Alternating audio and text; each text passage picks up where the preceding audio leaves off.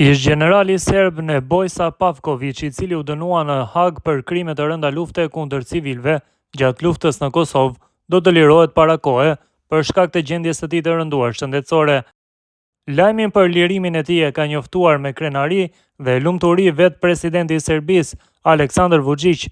Vučić u tha gazetarëve serb në New York se qeveria e Serbisë për shkak të gjendjes jashtëzakonisht të rëndë shëndetësore të Pavkovićit kishte dërguar një kërkesë për lirimin e tij para kohe, e cila është pranuar nga drejtësia ndërkombëtare. Pavković do të shohë diellin e Serbisë së lirë, për të cilën ka luftuar heroikisht në qershor të vitit 99, tha Vučić duke shtuar se dëshiron jetë gjatë dhe shëndet më të mirë për të.